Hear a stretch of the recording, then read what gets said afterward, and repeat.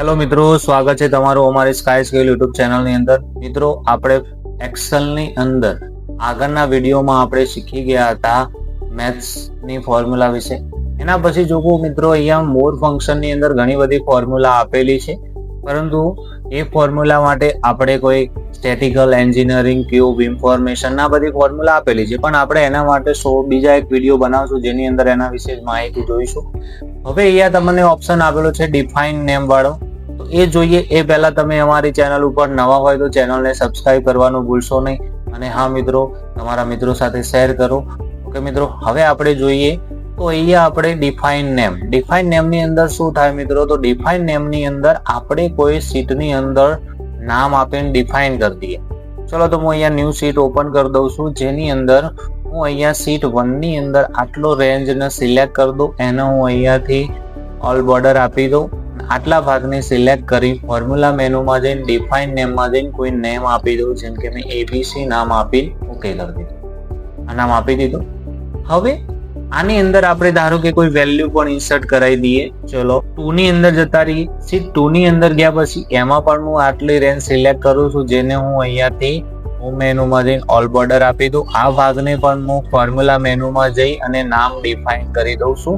પેલાને આપણે ABC નામ આપ્યું, હું એને XYZ નામ આપીને ઓકે કરી દઉં.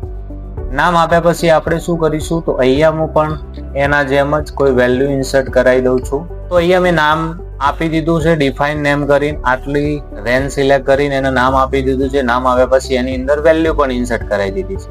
હવે આ બંને અલગ અલગ શીટની અંદર ડેટા છે.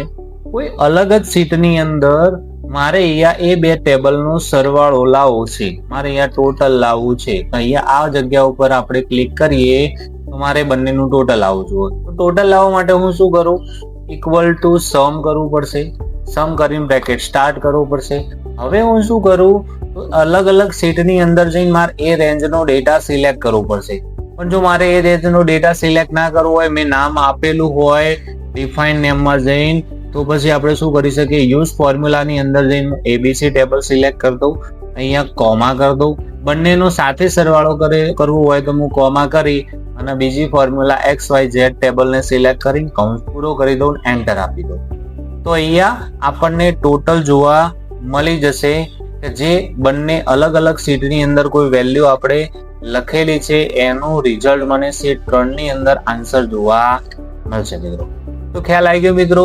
કોઈ પણ રેન્જને સિલેક્ટ કરો, એ રેન્જને સિલેક્ટ કર્યા પછી એને કોઈ નામ આપી દો, અને એ નામ આપ્યા પછી એ ફોર્મ્યુલાનો યુઝ કરી શકો છો આપણે કોઈ અલગ જ શીટ ઉપર, જેમ કે મેં અહીંયા હાલ તમને કરીને બતાવ્યું.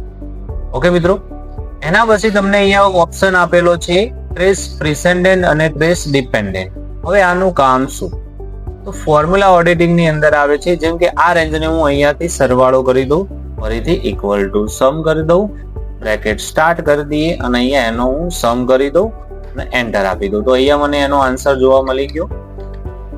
એ રીતે આને પણ આપણે કરવું હોય તો એ સેલને પણ આપણે સરવાળો કરી શકીએ, અથવા તો સમની ફોર્મ્યુલા નહીં વાપરી, હું ઇક્વલ ટુ લઈ લઉં, અલગ અલગ સેલના એડ્રેસ લઈ લઉં, વચ્ચે પ્લસ સાઇન લઈ લઉં.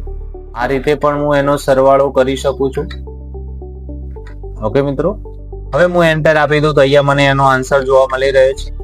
હવે આ જે 453 જે આન્સર બતાવે છે, હું અહીંયા ટ્રેસ પ્રિસેન્ડન્ટ, આ જવાબ આવ્યો કઈ રીતે? તો હું ટ્રેસ પ્રિસેન્ડન્ટ ઉપર ક્લિક કરીશ તો મને બતાવશે કે આ જે આખી રેન્જ આપેલી છે ડિફાઇન નેમની, એનો ટોટલ સરવાળો થાય ત્યારે આ જવાબ મળે છે.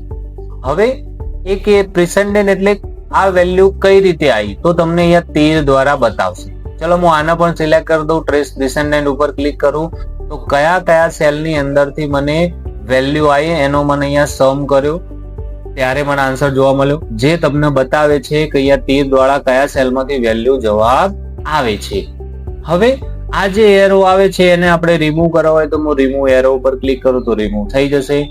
એના નીચે તમને ઓપ્શન આપેલો છે ડિપેન્ડન્ટ. ડિપેન્ડન્ટ એટલે શું? તો ચલો, હું અહીંયા 95 ને સિલેક્ટ કરું, અથવા તો 15 ને સિલેક્ટ કરું, અથવા તો 22, કોઈ પણ એક વેલ્યુ ને સિલેક્ટ કરીને હું ડિપેન્ડન્ટ કરી દઉં તો આ વેલ્યુ કયા કયા સેલની અંદર જાય છે? તો એક આની અંદર જાય છે, એક આ સેલની અંદર જાય છે.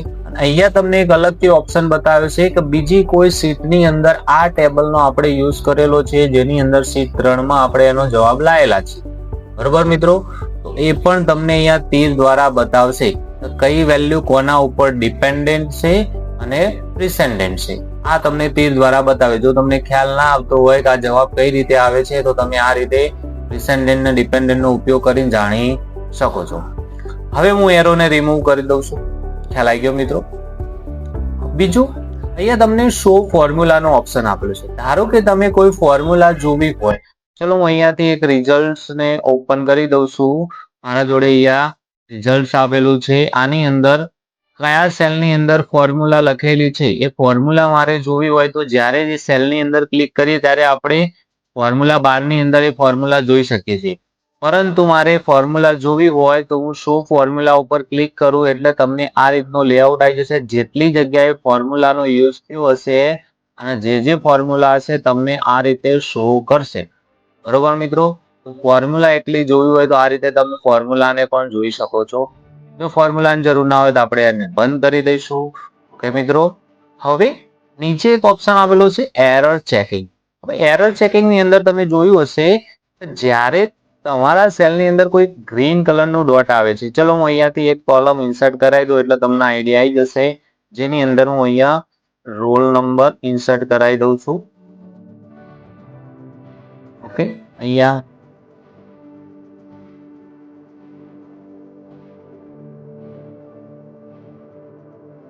ચલો મિત્રો, તો મેં અહીંયા રોલ નંબરનું એક નવી કોલમ ઇન્સર્ટ કરાવી દીધી. હવે જુઓ દરેકના સેલની અંદર અહીંયા તમને જે ગ્રીન કલરનું ડોટ ખૂણામાં દેખાઈ રહ્યું છે.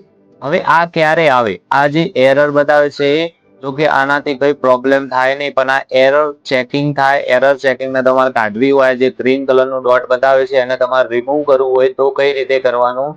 પણ સૌથી પહેલા હું તમને કહી દઉં કે આવો ક્યારે? જ્યારે પણ તમે કોઈ જવાબ લાવતા હોય ફોર્મ્યુલાથી, જેમ કે મેં અહીંયા સમ કરેલો છે અને એ સમનો જવાબ આવતો હોય પણ એના આગળના સેલમાં કોઈ વેલ્યુ હોય એના તમે ગણતરીમાં લેતા નથી, ત્યારે આ ગ્રીન કલરનો ડોટ આવે છે. પછી તમે સમ કરો, એવરેજ કરો, તો કંઈ પણ કરતા હોય અને એ વેલ્યુને તમે ગણતરીમાં ના લો ત્યારે આ જે ગ્રીન કલરનો ડોટ બતાવે છે એ આવશે. ઓકે મિત્રો, હવે શું કરીશું આપણે? તો જો હું અહીંયાથી ડાયરેક્ટ સ્પેસ આપીને આ વેલ્યુને રિમૂવ કરાવી દઉં તો શું થશે? રિમૂવ થઈ જશે. પરંતુ આપણે શું કરવું છે? એરર ચેકિંગ થી આ એરરને રિમૂવ કરવી છે. રોલ નંબર તો આપણે રાખવા જ છે. રોલ નંબર હું અહીંયાથી કાઢી નાખું તો શું થાય? રોલ નંબર જતા રહેશે પણ આ એરર જતી રહેશે. પણ આપણે તો રોલ નંબરની જરૂર છે, તો શું કરીશું? એરર ચેકિંગ ની અંદર જઈશું. અહીંયા તમે એરરને ઇગ્નોર કરશો એટલે એક એક એરર રિમૂવ થઈ જશે. ચલો, તો આ રીતે તમે દરેક એરરને રિમૂવ કરી શકો છો. ખ્યાલ આવી ગયો મિત્રો? જે ગ્રીન કલરનું ડોટ બતાવે છે કોર્નરમાં એ એરરને રિમૂવ કરવા માટે આપણે એરર ચેકિંગ થી કરીશું. એના પછી ઇવેલ્યુએટ ફોર્મ્યુલા. ઇવેલ્યુએટ ફોર્મ્યુલા એટલે શું? તો કયા સેલમાંથી કયો આન્સર આવે છે, કેવી રીતે આવે છે એ આપણે જાણવું હોય તો ચલો હું આપણે અહીંયા હાલ આપણે જે રિઝલ્ટ બનાવ્યું એની અંદર જતા રહીએ. આ 316 આયા તો આયા, પણ કઈ રીતે આયા તો હું એને ઇવેલ્યુએટ કરાવું. તો ચલો અહીંયા દરેક સેલના એડ્રેસ બતાવે છે. હવે ઇવેલ્યુએટ કરું એટલે કે પહેલા 95 આયા, પ્લસ 84, પ્લસ બંનેનો સરવાળો થયો, પ્લસ 52 આયા, પ્લસ 231 થયા, પ્લસ 63 આયા, એ 231 માં પ્લસ થશે, પ્લસ શું આવશે? 22 આયા, ટોટલ સરવાળો થયો ત્યારે તમને 316 જવાબ આવ્યો. એટલે કે અલગ અલગ સેલમાંથી કોઈ વેલ્યુ આવતી હોય તો એ વેલ્યુને ઇવેલ્યુએટ કઈ રીતે કરવી?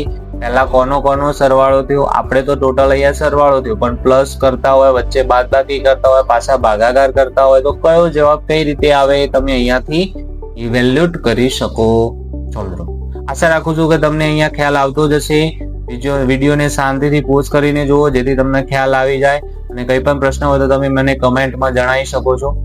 બીજું છે આપણને વોચ વિન્ડો. હવે વોચ વિન્ડોનું કામ શું? તો ચલો આપણે રિઝલ્ટની અંદર જ આવી ગયા. આની અંદર મારે આટલો ડેટાને વોચ રાખવી હોય તો હું એને સિલેક્ટ કરી દઉં, વોચ વિન્ડોમાં જઉં ને અહીંયા એડ વોચ કરી દઉં અને ઓકે કરી દઉં આ રેન્જને. ઓકે કરશો એટલે આ વોચ વિન્ડોની અંદર તમને જે સેલની અંદર જે વેલ્યુ આપેલી હોય એ તમને શો કરશે. ચલો તો હું આ શીટને અહીંયાથી આપણે બંધ કરી દીધી હોય, આ શીટની અંદર કોઈ વેલ્યુમાં સુધારો થાય તો વોચ વિન્ડોની અંદર પણ વેલ્યુમાં સુધારો થઈ જશે. જેમ કે અહીંયા C2 નામની ફાઇલની અંદર કેટલા આપેલા છે 52. તો હું અહીંયાથી ચેન્જીસ કરી દઉં 0052 અથવા તો 0055 કરી દઉં. તો જુઓ મિત્રો અહીંયા વોચ વિન્ડોની અંદર અહીંયા 56 જે D2 ની અંદર આપેલા છે એની અંદર હું ચેન્જીસ કરી દઉં. તો અહીંયાથી આપણને તો આપણે અહીંયાથી વેલ્યુની અંદર કોઈ પણ સુધારો કરીએ છીએ, જેમ કે મેં અહીંયા 95 કરી દીધા તો 95 અહીંયા સુધરી જશે.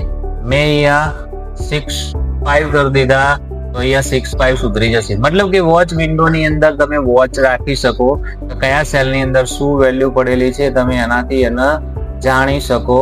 જો તમારે વોચ વિન્ડોને ડિલીટ કરવી હોય તો વોચ વિન્ડોની અંદર જે ડેટા હોય એને સિલેક્ટ કરો અને ડિલીટ વોચ એટલે નોર્મલ ક્લીન થઈ જશે. એના પછી આપણને ઓપ્શન આપેલું છે મિત્રો અહીંયા કેલ્ક્યુલેશન ઓપ્શન. કેલ્ક્યુલેશન ઓપ્શનની અંદર શું થાય, ચલો હું આ રેન્જને બોલ્ડ કરી દઉં છું.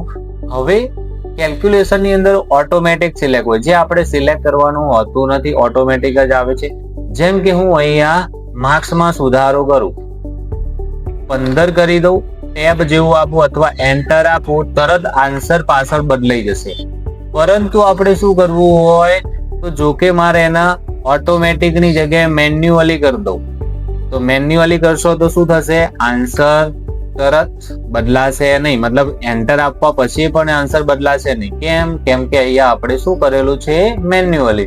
હવે જવાબ લાવવા શું કરવું પડે, કેલ્ક્યુલેટ નાઉ ઓપ્શન ઉપર ક્લિક કરીએ ત્યારે આન્સર બદલાશે. પણ આપણે શું રાખવાનું અહીંયા મિત્રો, ઓટોમેટિક જ રાખીશું, જેનાથી જેવું તમે સેલની અંદર વેલ્યુ બદલ્યા પછી બહાર જશો, બીજા સેલની અંદર એન્ટર આપશો, તરત જ તમારો આન્સર ઓટોમેટિક ચેન્જ થઈ જશે. ઓકે મિત્રો, આશા રાખું છું કે ફોર્મ્યુલા મેનુની અંદર જે આપણે ઓપ્શન શીખ્યા એની અંદર ખ્યાલ આવી ગયો હશે. આવા જ કન્ટેન્ટ શીખવા માટે અમારી ચેનલ સાથે જોડાયેલા રહો અને તમારા મિત્રો સાથે પણ શેર કરો અને ચેનલને સબસ્ક્રાઇબ કરવાનું, લાઈક કરવાનું ભૂલશો નહીં મિત્રો. થેન્ક યુ, ધન્યવાદ.